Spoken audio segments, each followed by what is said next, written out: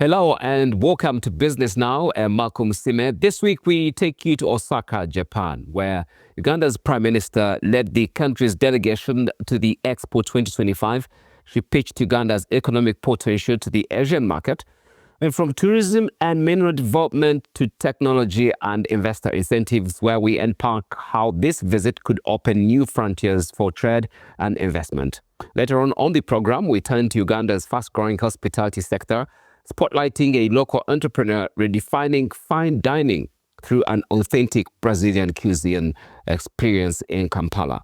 And in our financial segment, we sit down with the managing director of the East African Development Bank to discuss the bank's development agenda and what it means for access to affordable financing across the region. Business Now is sponsored by Absa Bank Uganda, currently running a campaign on custody banking, helping clients safeguard and manage your investment assets with huge confidence. Coffee is a hot item here in the Japan market. We have been exporting coffee at about $2.5, $3.5, but here we are getting $20. Financing SMEs is one of our top priorities. Through these programs, we've been able so far to disburse over $40 million. This is Business Now, but before we move on, let's first have a look at the top business stories that will be hotly debated and their impact on African economies. Now, the world's two biggest economies are back in a trade showdown. Fresh tariffs and export cabs between the United States and China are shaking supply chains. But for Africa, it is a double-edged sword, according to experts.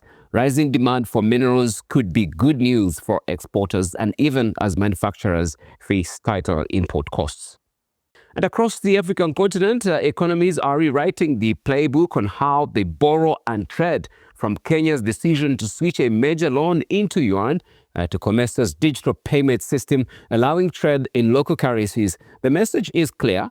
According to experts, Africa wants to cut its reliance on the dollar and build resilience from within.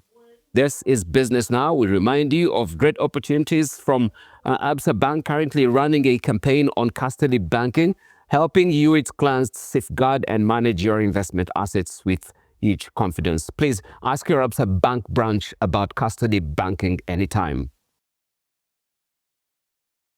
Let's now move on to Business Now, because today we begin in Osaka, Japan, where Uganda's Prime Minister Robinah Nabbanja delivered a great pitch at Expo 2025. She was flanked by Honorable Yoshitaka Ito, the Japanese minister overseeing the Expo.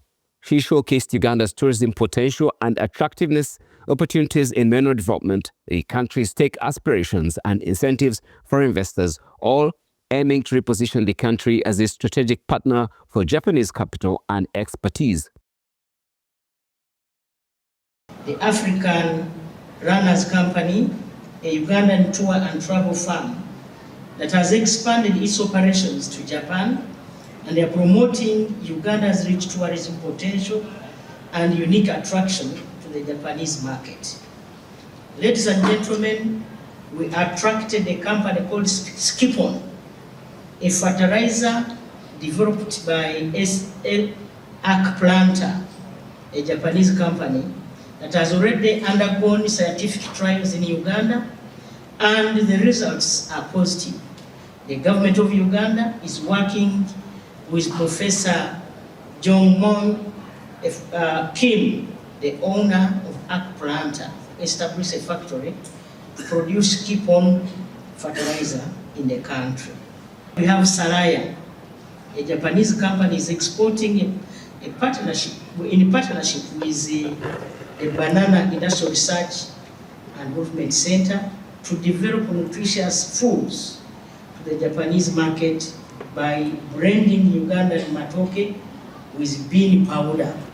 ウガンダの魅力をぜひ多くの民間企業に知っていただき、両国間のビジネスが一層発展するきっかけとなることを期待をいたしております。In the area of the economy, we are particularly pleased that the Uganda-Japan Trade and Investment Forum was held in Osaka this June, with numerous private sector companies attending from both countries. I understand that Uganda became Africa's largest exporter of coffee this May.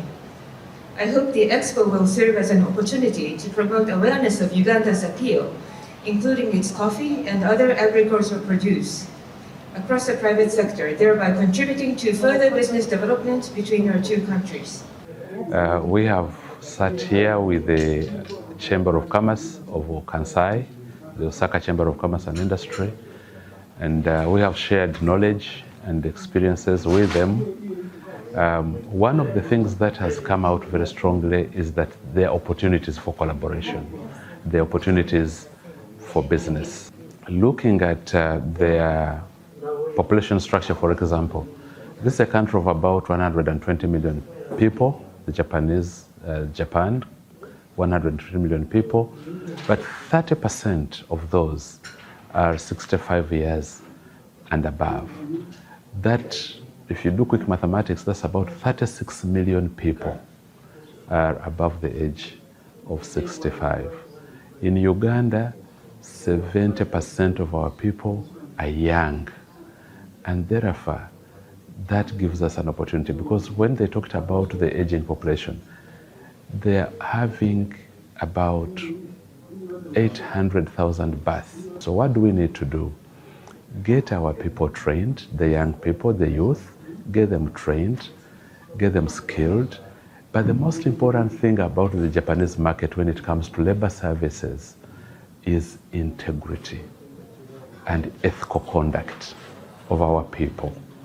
Mindset change is critical for us to enter into this market, but not to do small manual jobs, but as young professionals getting into the market of Japan, earn money, make remittances, and we are all happy. But also, there are also opportunities for our Ugandan companies to export here in Japan, especially coffee.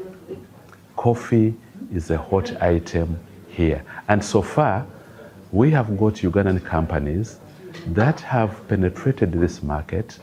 And can you imagine a kilo of coffee is going for $20 here in the Japan market. We have been exporting coffee at about $2.5, $3.5, but here we are getting $20. That is CIF Osaka.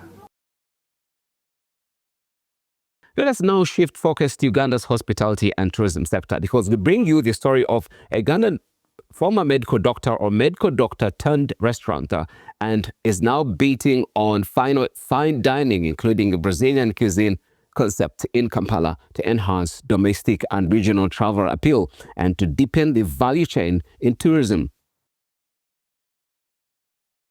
Hirosco this year is a name from the Brazilians. It's a steakhouse. It's a Brazilian steakhouse. We deal in steak, so it's a unique fine dining experience whereby we only specialize in the Brazilian cuisines.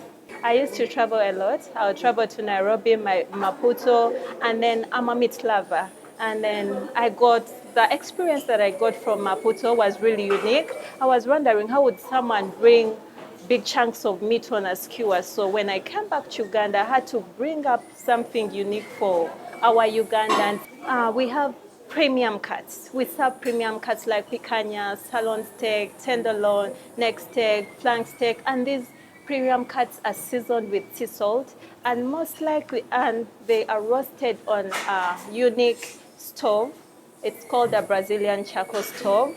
And then we also have a very unique signature cut, which is called the roasted pineapple, which has sugar and cinnamon.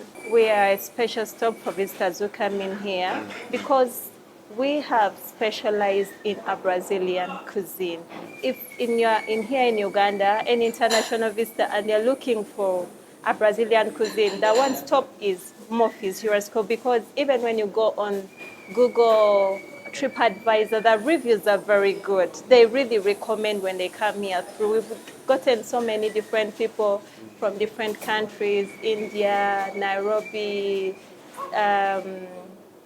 UK, USA, they come through here. When they go on Google, look on TripAdvisor and they see Murphy's Restaurant, it's a #1 stop for Brazilian cuisine. So we call upon the tour operators, the tour stakeholders to come and support also the small restaurants. So that when the guests who come into the country, they are able to find such experience here.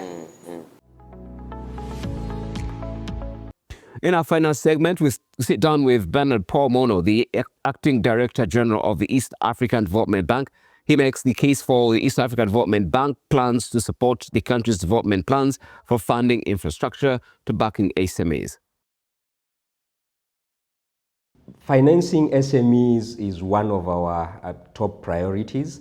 And just to bring this into context, the bank has running programs at the moment in both Uganda, Kenya, Rwanda, and Tanzania. We have what we call the Rural Finance Enhancement Program in Uganda, plus the Agri-Finance Enhancement Program in Uganda, and Agriculture Financing Kenya program.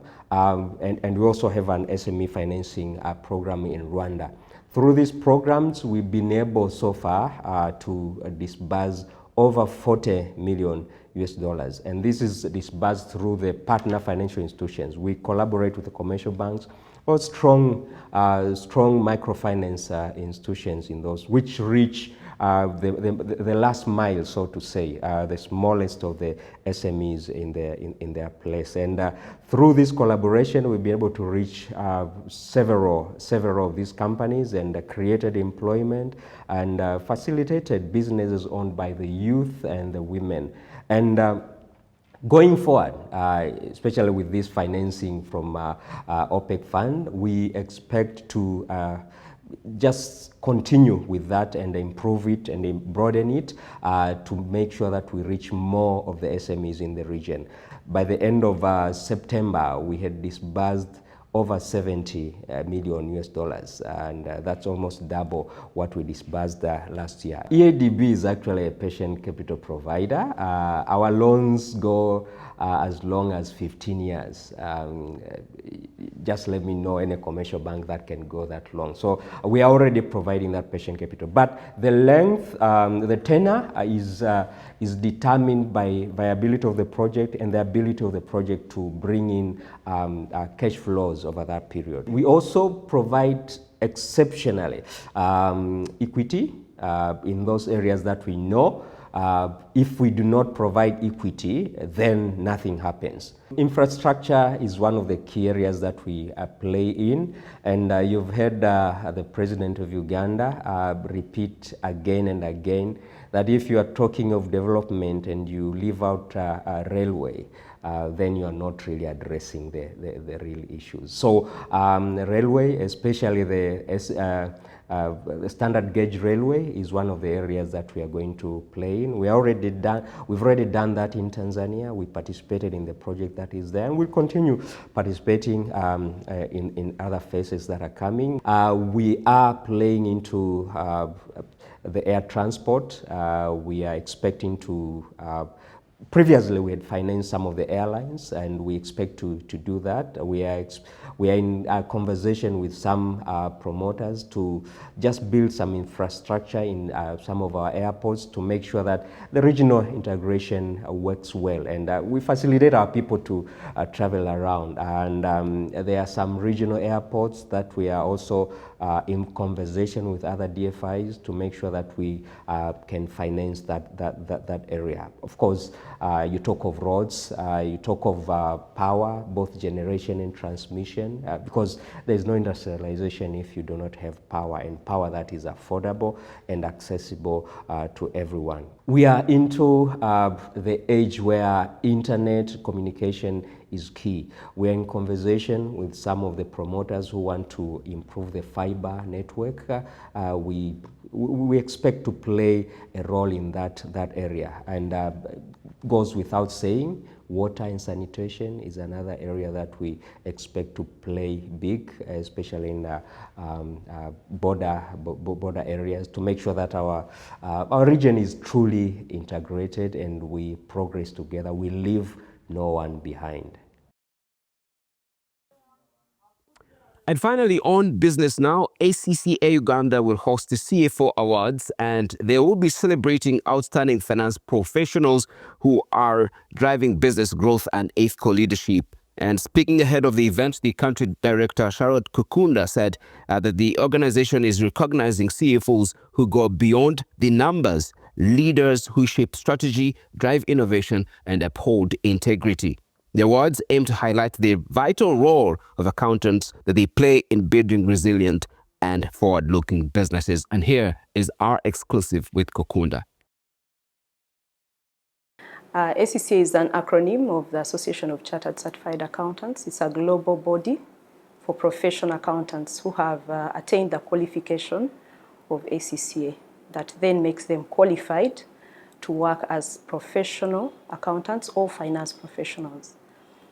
It's in 180 countries, and we are privileged to have been resident in Uganda for the last 25 years, having developed close to, I think, 2,600 members, as well as close to 5,000 students currently. The CF Awards are an initiative that was started 9 years ago in partnership with Deloitte, Uganda, and we are proud to say we have run consistently, even when we had an unfortunate break of timelines. We've managed to consistently run for the last 9 years. This initiative started out as we recognized the evolving role of a CFO and the importance they have for businesses and economies at large. When you talk about the professional accountants, they've for so long been doing a lot of background, or what you would call the back office accounting work. But over time, we realized they were now coming to the forefront in form of business advisors, and beyond that, playing a very strategic role in how businesses run and how they are grown. So at that point, around 2010, 2011, research was showing that that role was going to develop in a totally different angle, and that is when we started forums. And finally, in 2017, we felt it was time to recognize the CFOs as individuals, to create awareness, but also to recognize what they had been able to do for the economies and their organizations. We've grown the awards from around 5 categories to right now 10, or you would say 9, because the overall is the 10th category. And the reason is we've evolved as the demand on the CFO keeps increasing or evolving. So when you reference the non-sector specific categories, they are all drawing attention to what a CFO should be taking into account or developing to achieve and be able to deliver. We acknowledge the shortage of accountants, but we would also like to celebrate how far the profession has come. It's been a while, and we are aware that around 2008, a World Bank report put the shortage at around 8,000 accountants for the economy.